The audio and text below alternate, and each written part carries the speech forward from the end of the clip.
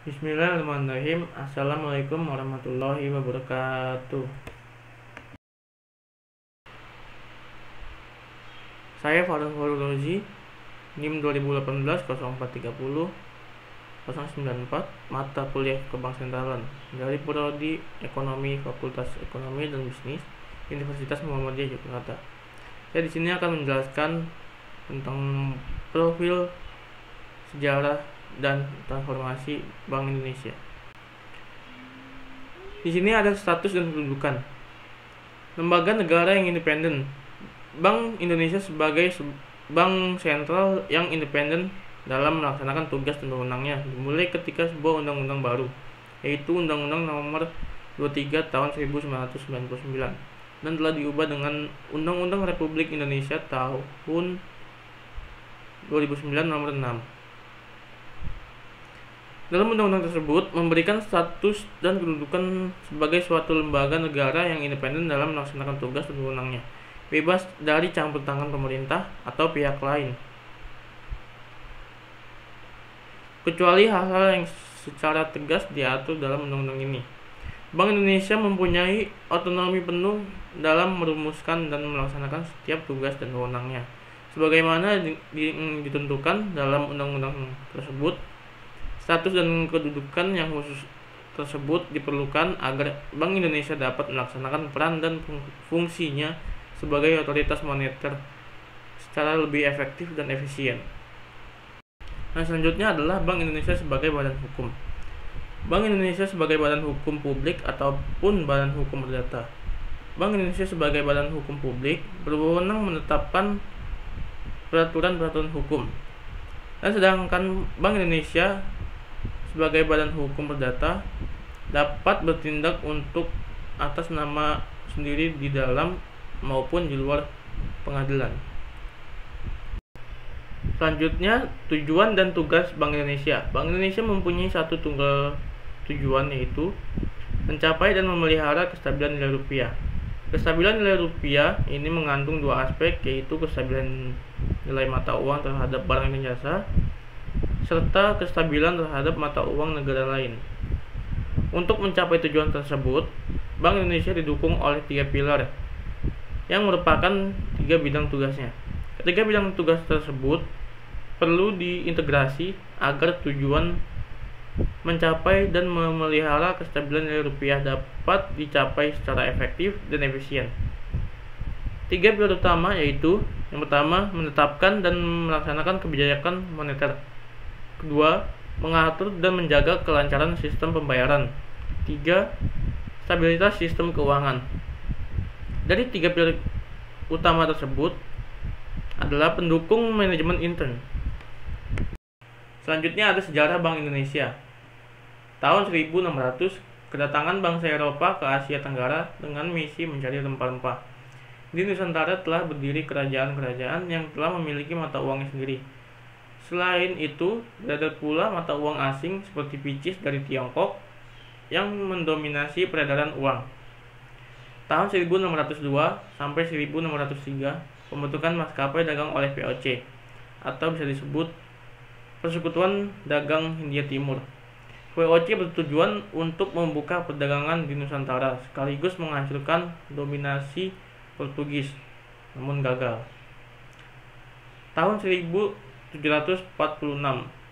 Bank Koren en Bank Van Liening, bank utama di Nusantara yang berdiri untuk menunjang kegiatan perdagangan pada tahun 1746 adalah Bank Van Koren. Bank ini memiliki tugas untuk memberikan pinjaman dengan jaminan emas, perak, perhiasan, dan barang-barang berharga lainnya. Tahun 1752, penyempurnaan Bank Koren en Bank Van Liening menjadi Bank Van Koren en Bank Van Liening. Bank ini bertugas memberikan pinjaman kepada pegawai VOC agar mereka dapat menempatkan dan memutarkan uang mereka pada lembaga ini. Hal ini dilakukan dengan iming-iming imbalan bunga. Tahun 1818, penutupan Bank Current and Bond Van Lening ditutup karena krisis keuangan. Tahun 1828, pendirian De Javasche Bank atau DJB. Pemerintah Kerajaan Belanda memberikan oktrooi atau hak-hak istimewa kepada DJB untuk bertindak sebagai bank sirkulasi. Sebagai bank sirkulasi, DJB memiliki kewenangan untuk mencetak dan mengedar uang gulden di wilayah Hindia Belanda. Oktrooi secara periodik diperpanjang setiap 10 tahun sekali. Secara keseluruhan, DJB telah melakukan 7 kali masa perpanjangan oktrooi. DJB merupakan bank sirkulasi pertama di Asia. Tahun 1830, ekspansi ekonomi kolonial Belanda. Ekspansi kolonial Belanda ini untuk mengisi kas negara karena terkuras oleh Perang Jawa. Belanda melakukan tanam paksa di Hindia Belanda. Penyimpanan implementasi sistem tanam paksa dituangkan dalam novel Max Havelaar yang mengundang polemik kalangan masyarakat dan politikus di negara Belanda. Selanjutnya tahun 1870, liberalisasi ekonomi Hindia Belanda. Pemerintah mengeluarkan undang-undang agraria yang memperbolehkan pihak swasta menanamkan modal pada sektor bisnis di Hindia Belanda.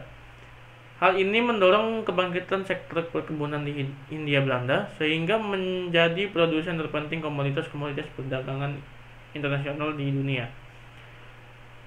Tahun 1942, masa pendudukan Jepang dan masa Hindia Belanda. Pada masa pemerintahan militer Jepang, DJB dilikuidasi. Tugas DJB sebagai bank sirkulasi di Indonesia kemudian digantikan oleh Nanpo Haidatsu Ginko atau NKG. Tahun 1945, dua wilayah di Indonesia. Pasca proklamasi kemerdekaan Indonesia, Belanda berusaha menguasai kembali Indonesia melalui Netherlands Indies Civil Administration atau NICA. Pada masa ini, NICA mendirikan kembali DJB untuk mencetak dan mengedar uang NICA. Hal ini bertujuan untuk mengacaukan ekonomi Indonesia. Sesuai apa yang tertulis dalam Undang-Undang Dasar 45 pasal 23, yaitu berhubung dengan itu kedudukan Bank Indonesia yang mengeluarkan dan mengatur peredaran uang kertas ditetapkan dengan undang-undang. Maka pemerintah Republik Indonesia membentuk bank sirkulasi, yaitu Bank Negara Indonesia atau BNI, sebagai upaya menegakkan kedaulatan ekonomi.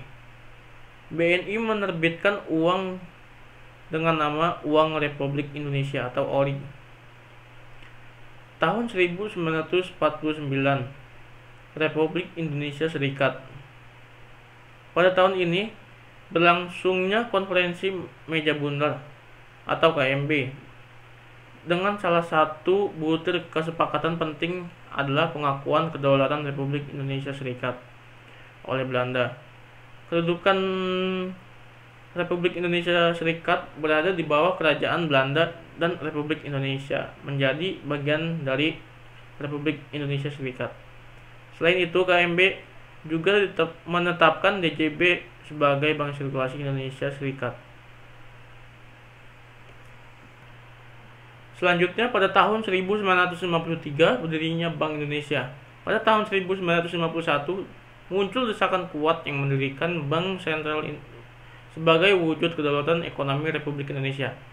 Oleh karena itu, pemerintah memutuskan untuk membentuk Panitia Nasionalisasi DJB.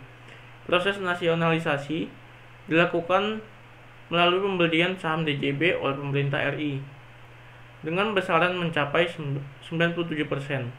Pemerintah RI pada tanggal 1 Juli tahun 1953 menerbitkan Undang-Undang Nomor 11 tahun 1953 tentang Pokok Bank Indonesia. yang menggantikan DJB WED tahun 1922. Sejak 1 Juli 1953, Bank Indonesia secara resmi berdiri sebagai Bank Sentral Republik Indonesia. Tahun 1968, pemerintah RI mengeluarkan Undang-Undang Nomor 13 Tahun 1968 tentang Bank Indonesia. Undang-undang ini mengembalikan tugas BI sebagai Bank Sentral Republik Indonesia dan menghentikan status BI sebagai BNI Unit 1. Salah satu pasal di dalam undang-undang ini bahwa BI tidak lagi memiliki fungsi menyalurkan kredit komersial, namun berperan sebagai agen pembangunan dan pemegang kas negara. Tahun 1988,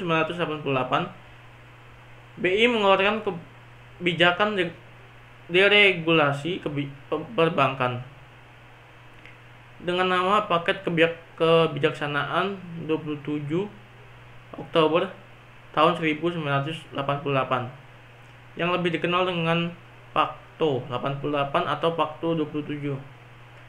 Kebijakan ini ditujukan untuk mendorong tumbuhnya industri perbankan dengan mempermudah perizinan dalam pendirian bank baru. Tahun 1997, krisis moneter di Asia. Krisis moneter yang terjadi di Asia mendorong BI mengambil langkah-langkah kebijakan penanggulangan krisis seperti penerapan kebijakan floating exchange untuk nilai tukar, penutupan bank-bank bermasalah, dan restrukturisasi bank-bank yang tidak sehat. Tahun 1999, Undang-Undang Nomor 23 Tahun 1999, Bank Indonesia ditetapkan sebagai bank sentral yang bersifat independen. Undang-undang ini menetapkan tujuan tunggal BI, yaitu mencapai dan memelihara kestabilan nilai rupiah dan menghapus tujuan sebagai agen pembangunan.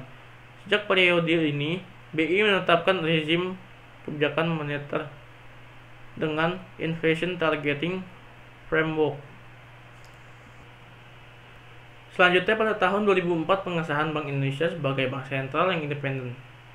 DPR mengesahkan Undang-Undang Nomor 3 Tahun 2004 tentang perubahan atas Undang-Undang Nomor 23 Tahun 1999.